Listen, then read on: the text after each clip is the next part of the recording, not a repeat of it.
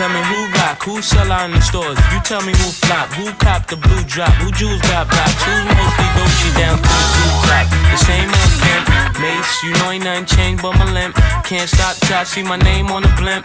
Guarantee a million shells, pull a level up. You don't believe in Harlem World, nigga, double up. We don't play around, it's a bet, lay it down. Niggas didn't know me 91, bet they know me now. I'm the young Harlem nigga with the Goldie sound. Can't no PD, niggas hold me down. Cooler, school me to the game, now I know my duty. Stay humble, stay low, blow like Hootie. True pimp, niggas spin no dough on the booty. When I yell, there go Mace, there go your cutie.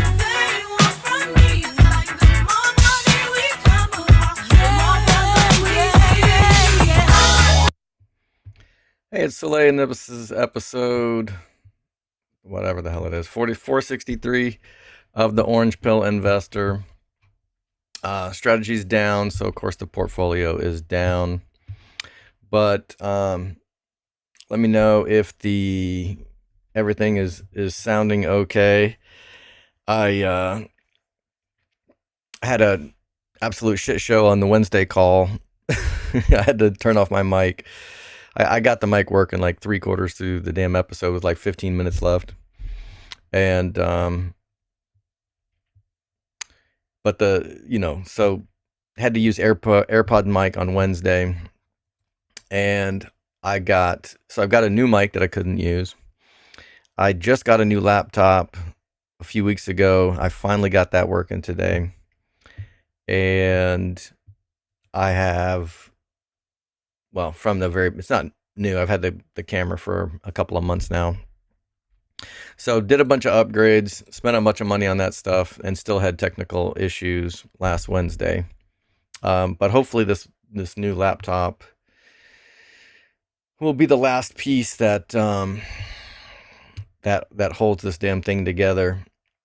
We shall see the next time I have to host True North, whether it gets bumfuggled or not, because there was some kind of weird like echo for some reason, even though like I wasn't using the laptop speakers, so it should have been impossible for there to be any interference or what is it when the ambient noise gets, it was an echo, but whatever the hell that's called.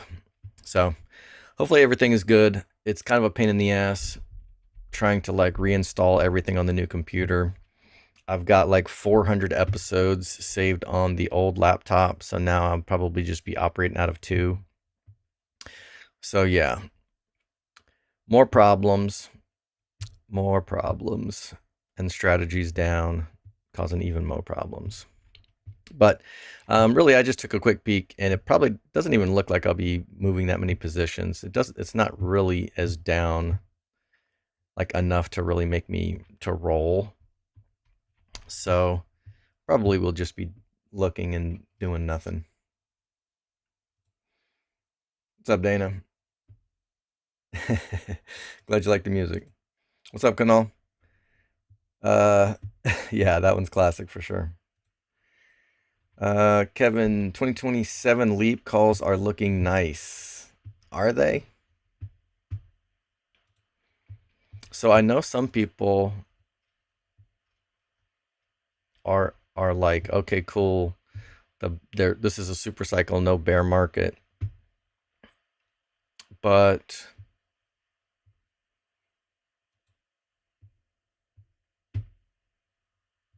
man, kind of pricey. Which makes sense. Actually, they're probably not even pricey. But here's why I'm a little hesitant about those. Is, the guys that made a bunch of money on the January 2024 long calls, they bought them down here. At the bottom of the bear market. And we've gone from here to here. But that would be like buying long calls here and trying to like gut it out through this entire thing, and then like maybe you get lucky at the end of that. That's probably exaggerating a little bit. I don't know. It might be like here somewhere. But the point is, like, I don't mind holding shares through the bear market, right? If my shares go down 50 to 75%, just like my Bitcoin goes down during a bear market, I can gut through that. I can sell covered calls through that. But buying some long calls, that was extremely painful. All of these calls that I bought in after November, right? January, even February's were kind of a pain in the ass. Of course, buying these in March were fine. End of February, beginning of March worked out. But this 3-month period right here, November, December, January, was an absolute train wreck, because you have to gut it out through this. Now, if you can dollar cost average into these dips, that kind of works out okay. But I don't want to be dollar cost averaging into long calls for like 2 straight years. And then 2027, yeah, that wouldn't even get you to the beginning of the bull market. So it would almost be like they'd be expiring right in the middle of the bear, if the bear comes. So for me personally, I'm looking to roll out of the long calls. I guess I got to say the not financial advice thing. But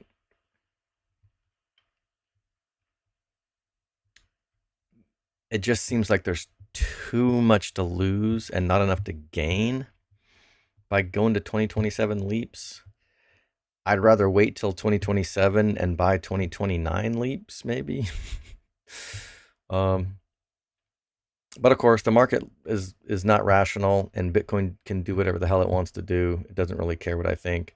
So this could be the end of the 4-year cycles, and the 2027s could work out great. But that's taken irresponsibly long, quite literally. Unless the plan would be to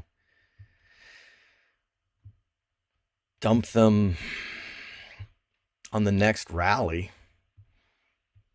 Because if you're here in January of 2024 and you've got this March all-time high, you didn't get another chance to really take advantage of that.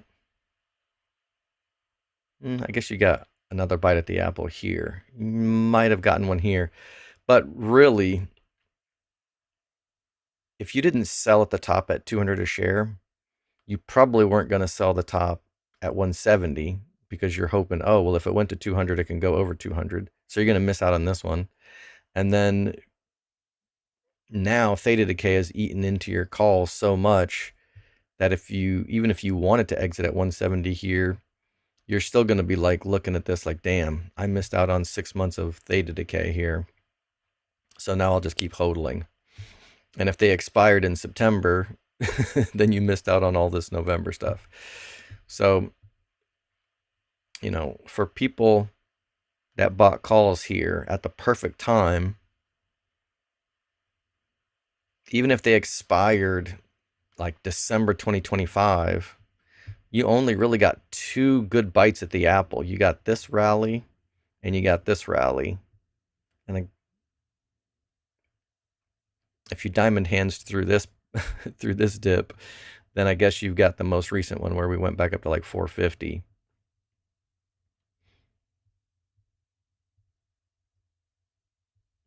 So it's just really hard to time that perfectly. And yeah, trying to put something like that together through a potential Bitcoin bear market, that scares me. Thanks for confirming the audio is good. What's up, Ben? Everyone back to the good old days of being pre-rich. Yeah, I choose pre-rich. Canal's pre-rich. Yeah, we're all front running each other on poverty. What's up, Deeply? Dylan, sold 2 covered calls on Thursday last week, and this morning I was 45% in profit. In that situation, would you roll right away or wait? Curious when you typically roll. Yeah, so if I'm doing it mechanically, then yes. In general, when it's worth about 50% of what you paid for it, you have a decision to make. If there's a lot of time left on it, then it kind of doesn't make sense. If you made that 50% in a week, are you going to hold the other 50% for another month and a half? That's not really time efficient. So you've got one of 3 choices. You can just leave it on, for another week or two and roll it every 2 to 3 weeks. But that's much less efficient because you've only got 50% of the premium to try to collect as theta over a very long period of time. Or you just close it out, take the 45%, hope the price goes back up. You can put it back in at a higher price. Or you just roll it to a lower strike, collect more premium, roll it out till maybe another week or two. And then that one is the one that makes people, I think, the most squeamish, because rolling it down for a credit means limiting your upside more. So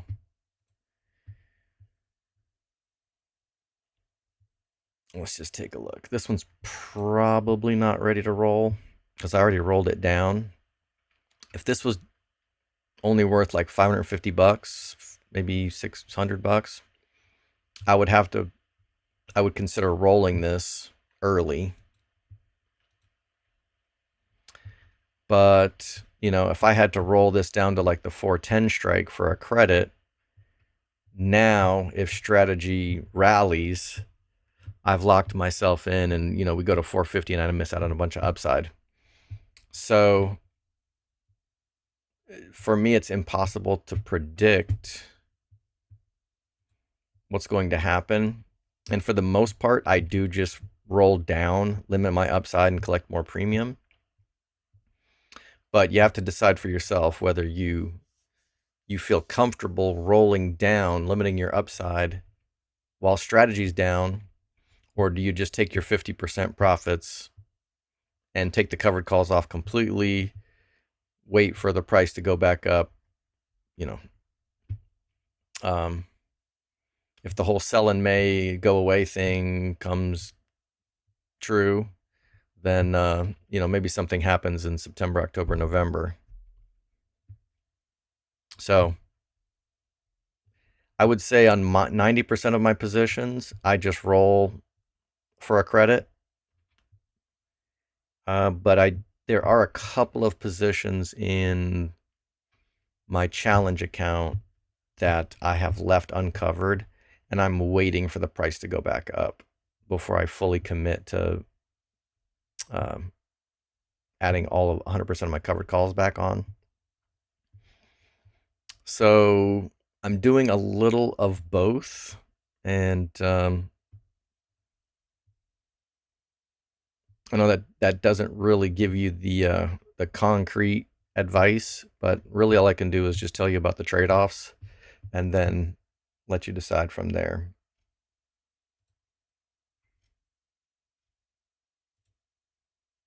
What's up, Buffalo?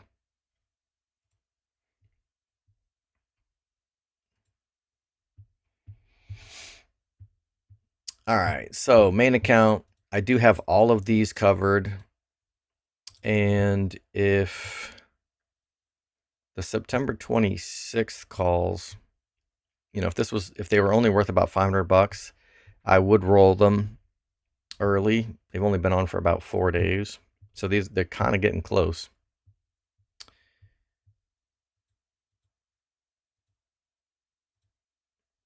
So I'm gonna have to buy a new mouse too. It feels like it double clicks even though I'm single clicking. So that'll be something else I can spend some money on because I don't have anything better to do with it. All the long calls are getting absolutely destroyed.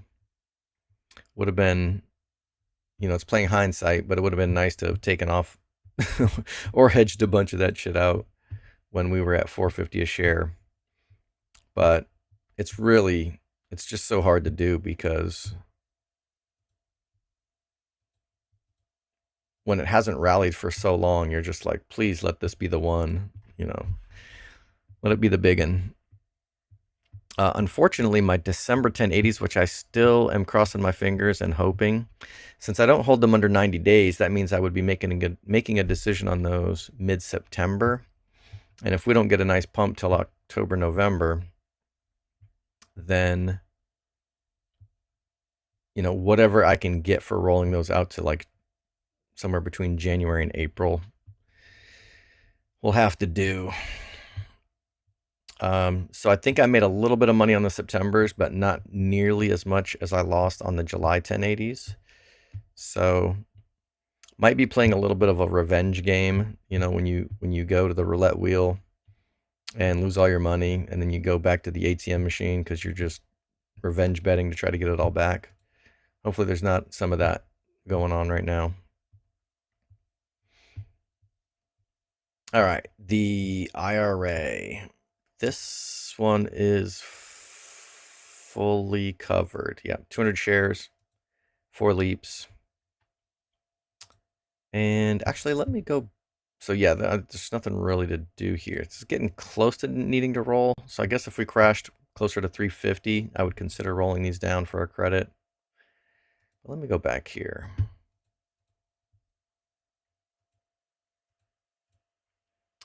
I am tempted to add a little bit of leverage. I could sell 100 shares and add more leaps positions. Is that worth doing? Nah.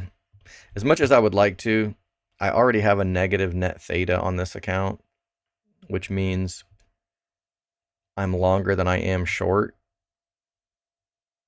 leverage-wise. So I'm not even making enough money to keep the lights on in an account like this. So I'm definitely betting that the price goes up more than that it stays the same or goes down. That doesn't mean that it's going to happen when I want it to, and it doesn't mean that we don't go through 300 a share first. That would be a pain in the ass. But I don't think that's too likely. Like, I don't put too much stock into the chart. But I mean, as long as Bitcoin is still in a bull market, we're just kind of getting down to the 200 moving average. So hopefully this is a good place to add positions, or at least hodl through and gut it out.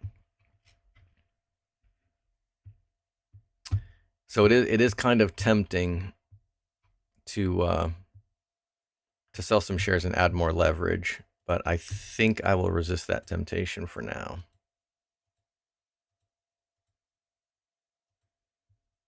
If we drop below 350, I probably won't be able to help it. I won't be able to contain myself any longer. Same deal here. These are still worth over 50% of what I got paid, so I will just do nothing.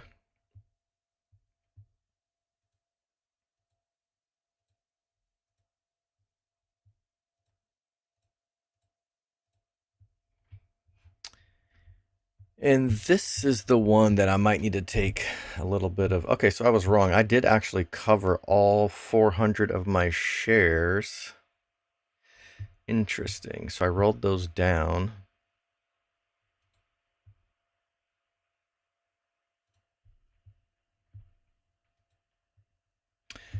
So these have only been on basically over the weekend. So it doesn't make any sense to hold them for the rest of the week and try to collect the other 50% over most of the trading week. So in this instance, I'll do what I was talking about as far as I'll take half of them off, or excuse me, take them all off and maybe put half of them back on and roll down. So now I won't be completely limiting my upside if we recover from this anytime soon.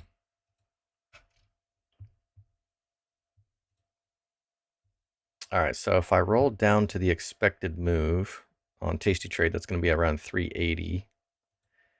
I'll sell 2 of my potential 4 covered calls.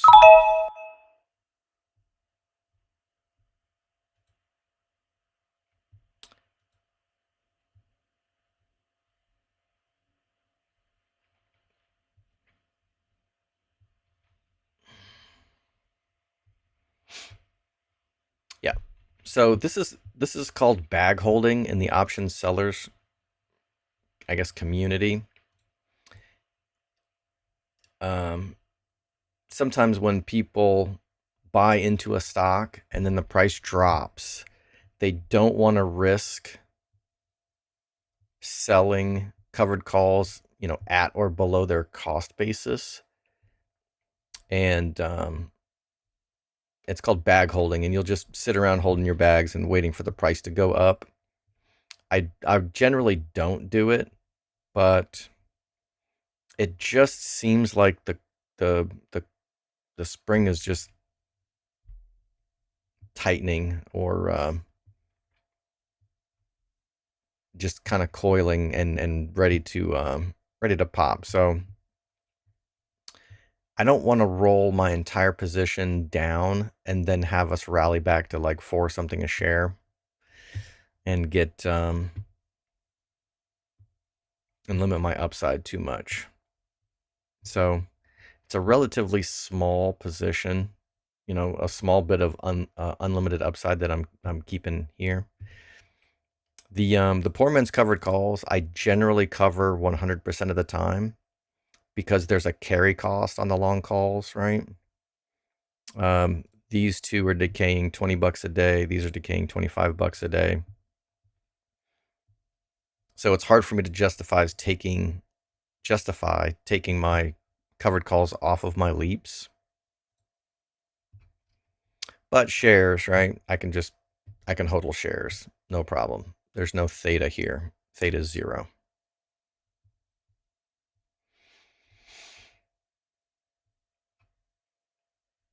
Unfortunately, since the market likes to cause people maximum pain, since I'm doing this anticipating that the market rallies, it probably will just crash to 325 or something fucking stupid. Who knows? I could probably pump the market to 400 a share if I just sold covered calls at the money at 365. That would be fun.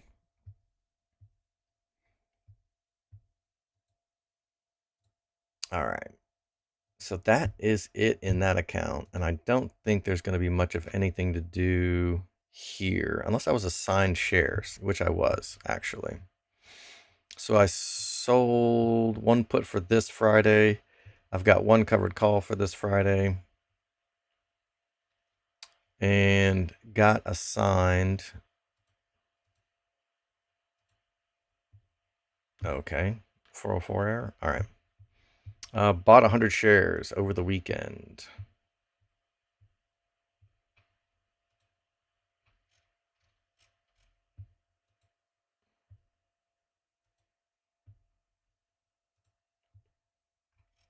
So let's see what my cost basis is. That dropped my cost basis down to 1090, so that's good. I think it was about $12 a share before that. So now I can comfortably sell another covered call.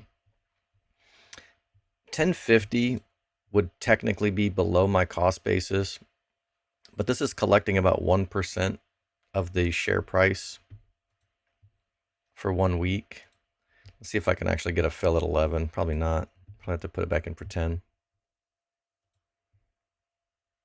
Yeah. Maybe I'll just sit and talk and see if it kicks in. there's 1,000 people bidding 10, and I'm the only person asking 11. So we'll see.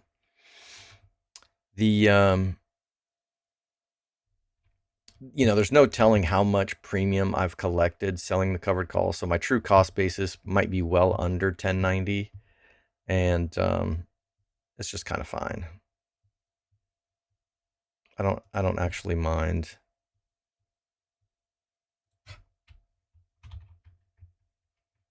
All right, I'm just gonna put this back in for 10 so we can get a fill. Thank you. And that also lowers my cost basis down from 1090 to 1080. Well, 200 shares, so I bring maybe 1085. That puts a little bit of premium back in my pocket, but not much, maybe like 10 bucks. And I've basically used every single little dime of buying power in this account and trying to avoid margin use. So now I have 2 covered calls for this Friday. So all 200 of my shares are covered. That's good. I also used $900 worth of collateral to sell a cash secured put for this Friday. Sold it for 8. It's worth 5. Didn't really get to collect much here. I think the price was higher. But really, I was just trying to maximize the use of the buying power and keep like no dry powder whatsoever.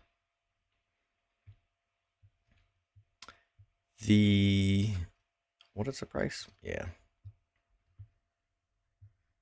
So the 912 CLSK puts are in trouble.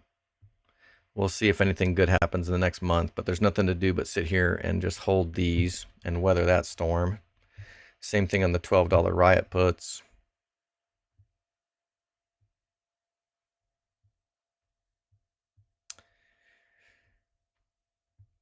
What is this? Is this a covered call? Yeah. I have a little bit too many positions in the account. It's starting to become a little bit of a pain in the ass maintaining them all. But I think, yeah, I created a synthetic stock with this 2 option strategy here and then sold a covered call against it on Strive. If I had buying power, I would love nothing more than to maybe buy some strategy calls, but alas, no dry powder. And the IBIT Poor Man's covered call is just chilling. The price gets under 37 cents. I would consider rolling this early, but there's still a decent amount of premium left here. So I will do nothing.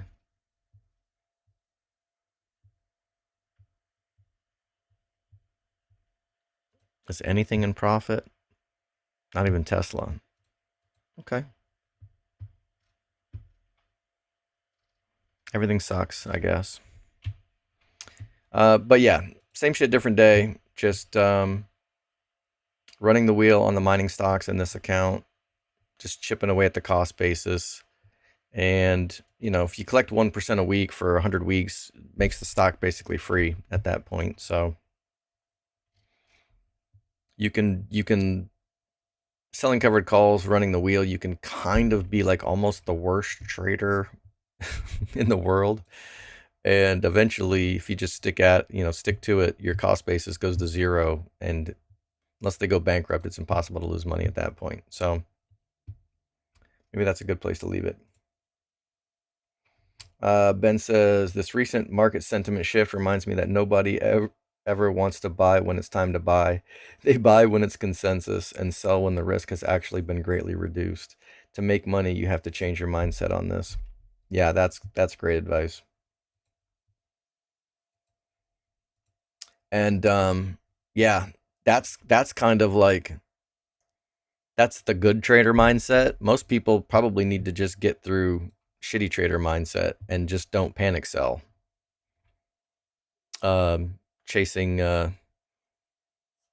shiny objects, shit like that.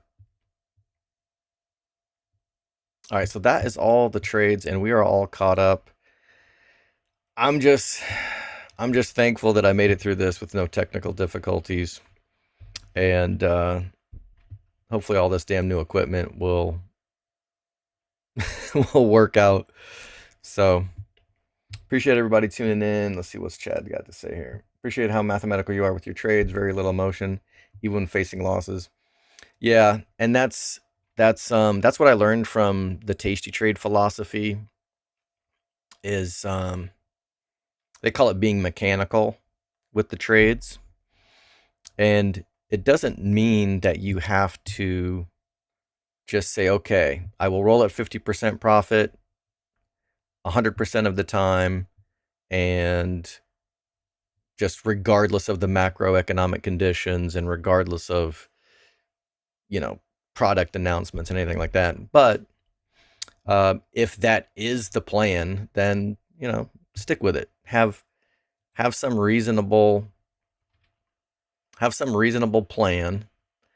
And then I think it's called OODA loops. Observe, orient, decide, and act. So observe is, check out the environment. You should be observing the criteria of the stock, the macro, everything that's meaningful. Then you orient yourself around it, right? Make a decision, and then act on that decision. And then you can, it's called an OODA loop because once you act, then you go back to observe, orient, and decide again. So yeah, it's okay to do something 90% of the time, and then, like in this account, I decided, on 200 of my shares, okay, I'm not going to do that. I'm going to do something a little bit different. Maybe I'll leave 200 of these shares uncovered. It would have been fine to do this, and it would have been fine not to do this, as long as it's kind of like in the plan. If this was an emotional decision, like I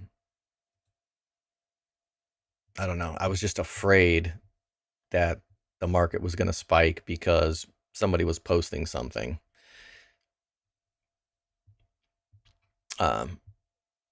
That would be a problem, right? Just being swayed by sentiment. But yeah, I appreciate the comment. All right, we are all caught up on the chat. So